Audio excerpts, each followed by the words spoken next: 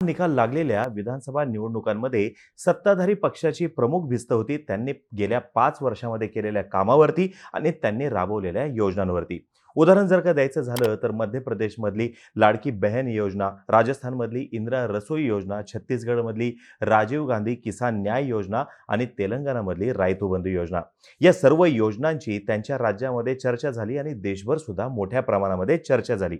पण इलेक्शन झाल्यानंतर मात्र मध्य प्रदेश वगळता इतर ठिकाणी या योजनांचा या विधानसभा निवडणुकांवरती म्हणावा तसा इम्पॅक्ट झाल्याचं दिसून येत नाहीये. आज आपण माहिती घेऊयात निवडणुका झालेल्या राज्यातील महत्त्वाकांक्षी योजना कोणत्या होत्या, ज्याच्यावरती तिथल्या सरकारांची सगळ्यात जास्त भिस्त होती आणि या योजनांचं यशापयश सुद्धा जाणून घेण्याचा प्रयत्न करूया.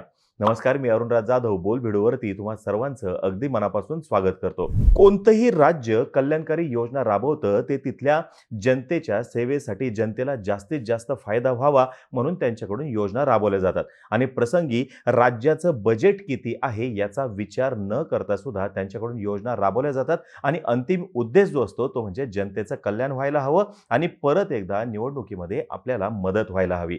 आता बघा, छत्तीसगडमध्ये त्यांनी गोधन न्याय योजना ही महत्त्वाकांक्षी योजना सुरू केली होती ह्या वर्षी 12 जूनला. उद्देश होता छत्तीसगड राज्यामधील केमिकल फर्टिलायझर्सचा वापर जो आहे तो कमी व्हायला पाहिजे, केमिकल फर्टिलायझर्सवरचं अवलंबित्व कमी व्हायला हवं. गायीच्या शेणापासून खत बनवून शेतकऱ्यांना ते खत विकायचं आणि यासोबतच शेतकऱ्यांकडून शेण विकत घेऊन शेतकऱ्यांचं सुद्धा उत्पन्न वाढवायचं. सरकारनुसार या शेणखतामुळे जमिनीचा पोत सुधारणार होता आणि जमिनीची पाणी धरून ठेवण्याची क्षमता सुद्धा वाढणार होती. संपूर्ण राज्यातील शेण गोळा करून त्यापासून खत बनवलं जाणार होतं आणि ते शेतकऱ्यांना 8 रुपये प्रति किलो या हिशोबाने विकलं जाणार होतं खत बनवून आणि याच्या सोबतीने शेतकऱ्यांकडून 2 रुपये प्रति किलो या हिशोबाने शेण सुद्धा विकत घेतलं जाणार होतं आणि नंतर त्याचं खतामध्ये रूपांतर केलं जाणार होतं. आता याच्यातून तिथलं सरकार केमिकल फर्टिलायझरवरचे 22,000 कोटी रुपये वाचवणार होतं आणि लोकल सेल्फ हेल्प ग्रुप जे आहेत त्यांना सुद्धा मदत झाली असती, त्याच्यातून रोजगार निर्माण झाला असता असा तिथल्या सरकारचा अंदाज होता. थोडक्यात सरकारनुसार स्कीम भारी होती आणि त्यांची या स्कीमवरती भीत सुद्धा होती. पण याच्यातून डेअरी फार्मर्स आणि ज्यांच्याकडे जास्तीत जास्त जनावरे आहेत त्यांनाच जास्त फायदा झालेला दिसून आलेला आहे. ज्यांच्याकडे 1-2 जनावरं आहेत त्यांच्यासाठी इंधनाचा फ्री स्रोत असल्यामुळं त्यांनी या योजनेकडे दुर्लक्ष केलं. शेणामध्ये पाणी टाकून त्या शेणाचं वजन वाढवलं गेलं आणि त्याच्यामुळे या योजनेमध्ये मोठ्या प्रमाणामध्ये भ्रष्टाचार झाल्याचं बीजेपीने आरोप केलेला होता आणि या एकूणच भ्रष्टाचारामुळे त्या खताचा दर्जा सुद्धा खालावलेला दिसून आलेला आहे. सेल्फ हेल्प ग्रुपला सुद्धा पुरेसे पैसे याच्यातून मिळाले नाहीत आणि ही ग्राउंड रियालिटी नाकारून चालणार नाहीये. केमिकल फर्टिलायझरचा सुद्धा त्यांच्या इथल्या मार्केटमध्ये कृत्रिम तुटवडा निर्माण केला गेला, ज्याच्यामुळं ही एकूण स्कीम जी आहे ती सरकारच्या विरोधात गेली. म्हणजे बघा, केमिकल फर्टिलायझर्स जे आहेत ते सुद्धा तुटवडा निर्माण केल्यामुळं उपलब्ध झाले नाहीत आणि हे जे शेणखतापासून कंपोस्ट खत बनवलं गेलं होतं ते सुद्धा उत्तम दर्जाचं नव्हतं. त्याच्यामुळे शेतकऱ्यांचं मोठ्या प्रमाणात नुकसान झालं असं सांगितलं जाते. थोडक्यात ही योजना पूर्णपणे सरकारच्या विरोधात गेली. याच्यानंतर राजस्थानमध्ये Indira Gandhi urban rural employment guarantee scheme August 2022 मध्ये त्यांनी लॉन्च केली होती, ज्याच्यानुसार त्यांच्या राज्यातील जो शहरी भाग आहे तेथील प्रत्येक पात्र व्यक्तीस रोजगार देण्यात येणार होता आणि याच्यानुसार शहरी भागातील आर्थिकदृष्ट्या दुर्बल घटक, हेल्पलेस आणि जे अनएम्प्लॉयड फॅमिलीज आहेत त्यांना 100 दिवसाचा गॅरंटेड रोजगार दिला जाणार होता. म्हणजे MG नरेगा जशी स्कीम आहे जी ग्रामीण भागामध्ये राबवली जाते, अगदी तशाच पद्धतीची ही स्कीम ते शहरी भागामध्ये राबवणार होते. जनआधार कार्ड असलेल्या 16 ते 60 वयोगटातील सर्वजण या योजनेचे लाभार्थी होऊ शकणार होते आणि सर्वांनी या योजनेसाठी नोंदणी करायची होती. आता ही स्कीम चांगली होती तिथल्या सरकारनुसार आणि नंतरच्या काळामध्ये ते याची व्याप्ती वाढवणार होते, पण याची दुसरी बाजू लक्षात घेतली गेली नाही. म्हणजे बघा, ही योजना जी आहे ती होती कशासाठी? शहरी भागासाठी. मग शहरी भागाकडे स्थलांतरित होणाऱ्यांचं प्रमाण वाढलं. याच्यानंतर शहरी भागामध्ये जे इन्फ्रास्ट्रक्चर आहे त्याच्यावरचा ताण जो आहे तो वाढत गेला. अर्बन एरियामध्ये प्रेशर जे आहे ते वाढत गेलं, कारण की शहरी भागाची वाढ होण्याची क्षमता जी आहे ती फार कमी असते आणि मोठ्या प्रमाणामध्ये जर का लोंढा आला तर त्या ठिकाणी प्रेशर क्रिएट होतं. एमजी नरेगासाठीचं काम जे आहे हे सीझनल आहे. म्हणजे बघा ॲग्रिकल्चरचं आपलं जे सायकल आहे त्याच्यानुसार हे काम चालतं. पण शहरी भागामध्ये असं सीझनल वगैरे काही नसतं. तिथं वर्षभर कामाची गरज असते आणि सिटीजमध्ये जे काम उपलब्ध असतं त्याच्यासाठी स्किल्सची गरज असते, जे ग्रामीण भागातून स्थलांतरित केलेल्या युवक आणि युवतींकडे कोणत्याही पद्धतीने नव्हते. एज्युकेटेड बट अनएम्प्लॉईड हा एक मोठा वर्ग आपल्या इथं निर्माण झालेला आपल्याला दिसून येतोय. मग जर का एखादा एज्युकेटेड आहे पण त्याला नोकरी नाहीये, मग अशा व्यक्तीला फक्त 100 दिवसांसाठी जर का रोजगार मिळत असेल आणि त्याच्यातून सुद्धा त्याला जर का तटपुंजीच रक्कम हातामध्ये पडणार असेल, तर त्याच्यातून त्याचं जे काही प्रेशर वाढणार आहे त्याची तुलना करता येणार नाहीये आणि एकूणच या योजनेसाठी जे काही फायनान्स अवेलेबल असणं गरजेचं होतं ते सुद्धा सरकारकडे उपलब्ध नव्हतं असं सांगितलं जाते. तरुण आणि तरुणींना रोजगार हवा आहे का? तर निश्चितपणे त्यांना रोजगार हवा आहे. पण तो रोजगार कायमस्वरूपी उपलब्ध व्हायला हवा अशी त्यांची अपेक्षा असते आणि कायमस्वरूपी रोजगार उपलब्ध करून देण्यामध्ये राजस्थानमधलं सरकार अपयशी ठरलं आणि त्याच्यामुळे ही एकूण योजना अपयशी ठरली आणि ते सरकारच्या विरोधात गेल्याचं दिसून येते. तिसरं महत्त्वाचं राज्य आहे मध्य प्रदेश. या ठिकाणी सर्वाधिक चर्चा झालेली आणि संपूर्ण देशभर सर्वाधिक चर्चा झालेली योजना जी आहे ती म्हणजे लाडली बहना योजना.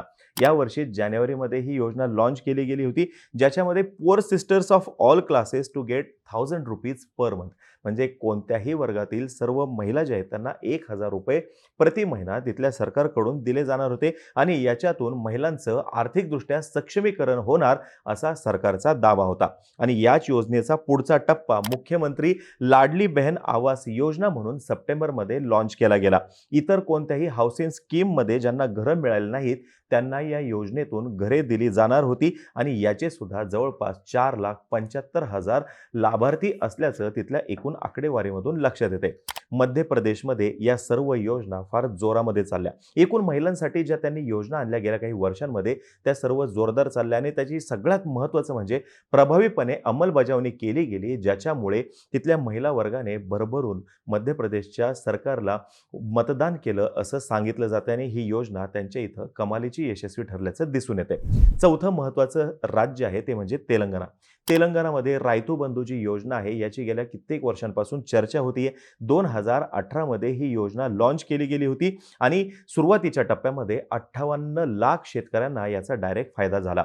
या योजनेनुसार प्रति एकर ₹4,000 प्रत्येक शेतकऱ्याला वर्षातून दोनदा दिले जाणार होते. म्हणजे खरीप हंगामामध्ये एकदा आणि नंतर रब्बी हंगामामध्ये एकदा पैसे दिले जाणार होते. 2019-20 मध्ये ही रक्कम 4,000 वरून 5,000 केली गेली. म्हणजे खरीपामध्ये 5,000 मिळणार आणि रब्बीमध्ये परत एकदा 5,000 मिळणार. म्हणजे जर का एखाद्याकडे 1 एकर जमीन असेल तरी सुद्धा त्याला मिळणार आहे, 10 एकर असेल तरी मिळणार आहे, 100 एकर असेल तरी सुद्धा मिळणार आहे आणि ही एकरी रक्कम आहे. 2023च्या बजेटमध्ये याच्यासाठी 15,075 कोटी रुपयांची तरतूद केली गेलेली होती. 2018 मध्ये या योजनेचे 58 लाख लाभार्थी होते आणि 2023 पर्यंत या लाभार्थ्यांची संख्या 70 लाखांपर्यंत वाढलेली होती. यासोबतच ज्यांना या स्कीमची गरज नाही, जे सक्षम आहेत त्यांनी सबसिडीचा त्याग करावा असं सुद्धा त्यावेळेस सरकारने आवाहन केलं होतं आणि उदाहरणादाखल त्यांनी स्वतःहून म्हणजे जे केसीआर आहेत त्यांनी स्वतःहून याचा त्याग सुद्धा केलेला होता. आता या स्कीम अंडर राज्यातील प्रत्येक शेतकरी, कमीत कमी शेती असेल किंवा जास्तीत जास्त जरी शेती असेल, तो प्रत्येक जण लाभार्थी होता आणि त्याच्यामुळेच ही योजना त्या सरकारच्या विरोधात गेल्याचं सांगितलं जातंय.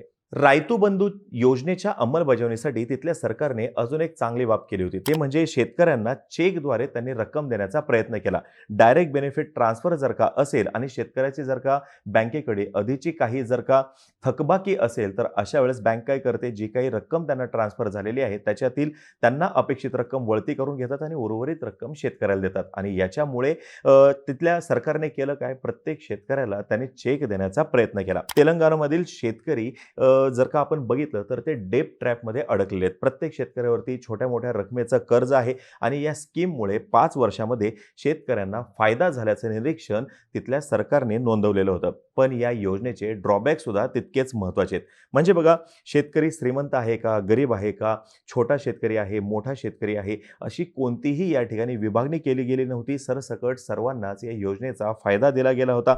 आता ही बाब या ठिकाणी नाकारून चालणार नाही की तेलंगणामध्ये 40% जे शेतकरी आहेत हे भाडेपट्ट्याने शेती करणार आहेत. आता हे जे भाडेपट्ट्याने शेती करणारे आहेत, त्यांना या योजनेचा कोणत्याही पद्धतीने फायदा झाला नाही, कारण की त्यांच्याजवळ शेती असल्याचा प्रूफच नव्हता.